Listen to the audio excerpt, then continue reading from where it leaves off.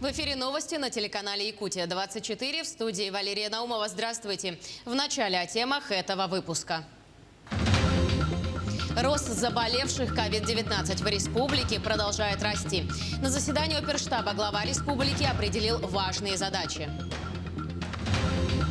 Меньше чем через месяц начнется основной этап всероссийской переписи населения. В Саха-Якутия-Стате продолжается набор переписчиков и контролеров.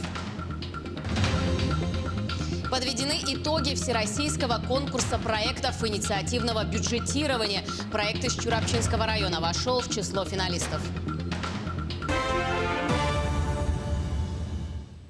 Число заболевших COVID-19 продолжает расти. Сегодня глава Якутии провел очередное заседание оперштаба по недопущению распространения новой коронавирусной инфекции с участием глав муниципальных образований и городских округов. За неделю количество новых случаев инфицирования в республике находится на уровне 170 и выше. При этом наблюдается тенденция роста. Важнейшей задачей на ближайшие 2 недели Айсен Николаев определил усиление информационной работы о пользе вакцинации и ревакцинации против ковида и соблюдения действующих ограничительных мер. Также отмечено, что за последние 2 недели в республике наблюдается рост заболеваемости ОРВИ, особенно среди детей школьного возраста и молодежи. Поэтому в школах, СУЗах и вузах, а также на предприятиях и организациях необходимо усилить проведение утренних фильтров для своевременного выявления лиц с температурой и признаками ОРВИ, чтобы не допускать их к учебе и работе. Между тем, в Хангаласском Улусе в последние 3 недели фиксируется рост заболеваний. Так, за прошлую неделю COVID-19 обнаружили у 15 жителей. Сейчас в инфекционном отделении в поселке Максагалох находится 31 пациент. 4 человека получают лечение в городе Якутске и 100 человек, среди них 25 детей, лечатся на дому. План по вакцинации от коронавируса в районе выполнен почти на 76%. Это более 11,5 тысяч жителей. До 100% выполнения плана осталось привить еще 3695 человек. У нас 100% от 80% плана выполнили Исить, Синск, Тумул, Чкалов, Качкацы, Красный ручей. И ближе к плану остались Едей. Второй жемкон, который был в отстающих, они прибавили хорошо. И отстающие у нас Булгуняхтах, Техтюр, Чапаева, Актемцы и Покровск у нас идет. В наличии сейчас какие вакцины и в каком количестве имеются? У нас вакцины в наличии есть «Спутник Лайт» 2500 и «Гамковид». Они 200 доз остаток у нас. Продолжаем тему. Резкое изменение климата и понижение температуры становится испытанием для любого организма. А риск подхватить грипп весной и осенью увеличивается в разы. О профилактике заболевания расскажет Саргалана Неустроева. В межсезонье врачи действительно фиксируют увеличение потока больных. Касается это не только амбулаторных клиник, но и стационаров. Например, в детской инфекционной больнице сейчас на лечении находится 40 пациентов. Количество койко-мест пришлось значительно сократить для оснащения красных зон. Однако медики отмечают, с приходом коронавирусной инфекции количество больных ОРВИ и гриппом сократилось. Связано это с постоянным соблюдением санитарных требований. С приходом коронавирусной инфекции мы все научились защищаться, поэтому вот мы видим, идет снижение тоже острых респираторных инфекций, да, простудных заболеваний, попросту говоря. И это тоже влияет, конечно. Дети стали вот с соблюдением карантинных мероприятий, и количество, конечно, снизилось, потому что вот у нас до этого лежало больше детей, чем сейчас. Между тем, образовательные учреждения города Якутска начинают закрывать классы на карантины. К счастью, система удаленного обучения уже налажена, поэтому детям не придется наверстывать упущенные темы школьной программы. Сейчас все силы школьных администраций пущены на недопущение закрытия оставшихся классов. В нашей школе обучается 1049 детей. На данный момент по ОРВИ и ОРЗ закрыто 6 классов. Меры принимаются усиленные. Во-первых, это утренний фильтр. Дети все проходят через тепловизор. Измеряется температура. Если у ребенка признаки недомогания или температура, немедленно отправляется домой. Рекомендуется масочный режим. На сегодняшний день 55% заболеваемости регистрируется в Якутске. При этом 66% зараженных – дети до 14 лет. Самой эффективной же профилактикой вирусных заболеваний была и остается вакцинация. Управление Роспотребнадзора призывает жителей республики получить прививку от гриппа и ковид. В связи с тем, что при сочетанной заболеваемости данными двумя инфекциями повышается риск развития тяжелых случаев и летальных исходов. К эпидсезону 21-22 прививкой против гриппа планируется привить 60% от общего населения. В группе риска 75%. На сегодняшний день прививку от гриппа получили более 27 тысяч человек. Из них около 17 тысяч взрослых. Саргалана Неустроева, Артем Алексеев, Семен Семенов, Якутск. К другим темам. Служба безопасности СВФУ провела внеплановые проверки во всех объектах кампуса и контрольно-пропускных пунктах. Кроме этого, охранные структуры проверили работу точек экстренного вызова, которые прямиком выводят на связь с Росгвардией. После событий в Перми ректор вуза выразил свои глубокие соболезнования семьям погибших.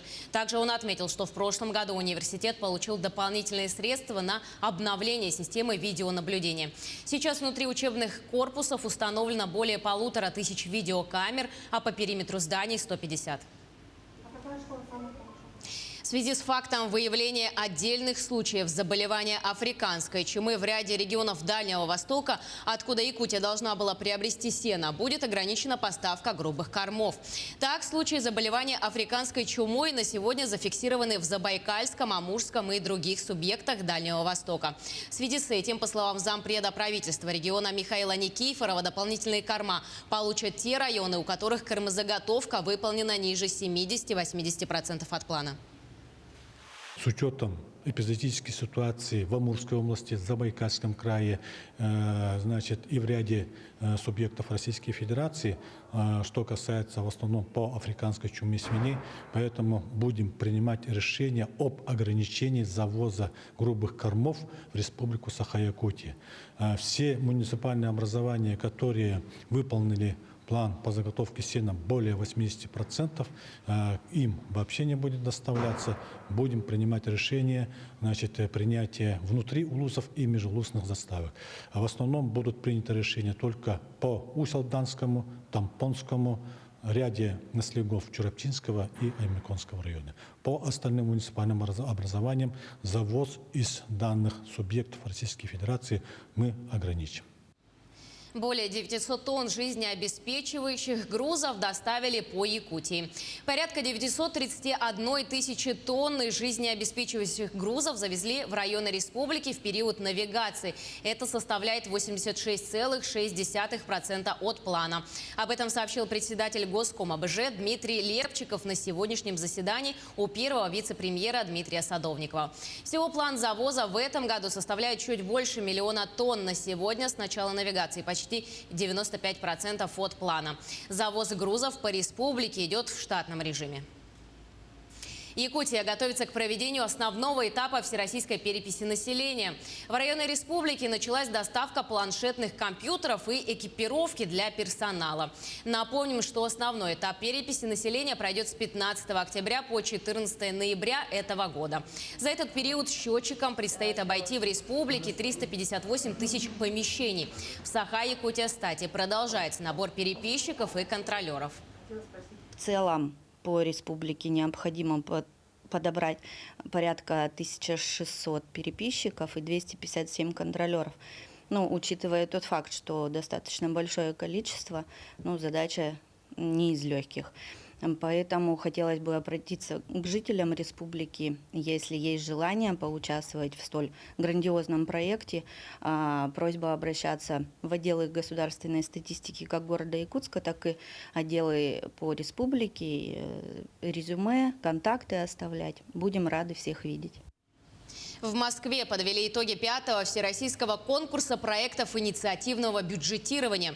В конкурсе участвовало 915 проектов, реализованных в прошлом году в 60 регионов.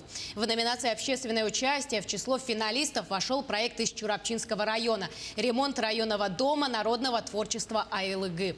В его реализации приняли участие более 2000 жителей. Для ремонта двухэтажного каменного здания, расположенного в селе Чурапча, было собрано 50 тысяч рублей силами жителей села и 225 тысяч выделено из бюджетного района. Такую же сумму пожертвовали и спонсоры, и 1,5 миллиона рублей поступило в качестве софинансирования из республиканского бюджета. У нас появилась куча новых проектов, которые мы хотим и будем реализовать совместно с нашей администрацией района и Министерством финансов Республики Саха-Якутия. Сразу после программы, тоже параллельно, нас очень сильно поддержала администрация. Она дополнительно, вне конкурса, тоже выделили средства на дальнейшее переоборудование и реконструкции зданий и материально-технической базы Дома народного творчества АЛГ. В районной библиотеке города Ленска проходит выставка Веры Таракановой. Представлена коллекция картин, нарисованных маслом и битым стеклом. Большой интерес подобное творчество вызвало у людей. Подробности в следующем сюжете. Выставку Веры Дмитриевны, заведующей выставочного зала, назвала «7 цветов радуги». Название говорит само за себя. Творчество женщины разнообразно. Она пишет картины маслом, рисует их битым стеклом и бисером, вяжет салфетки и шьет тканевые игрушки. Мимо этих красочных лошадок не смог пройти никто. Хочу остановиться на вот этих коняшках. Наша выставка у Веры Дмитриевны называется «7 цветов радуги». И вот когда она принесла свои коняшки, они имеют каждый конь свой характер, свое движение, да? Так же, как и человек. Каждый человек индивидуум. Так же каждое животное тоже интересно по-своему. Заниматься творчеством вплотную Вера Дмитриевна начала, выйдя на пенсию. Надо сказать, что художественного образования у нее нет. Она любитель, но холсты получаются профессионально.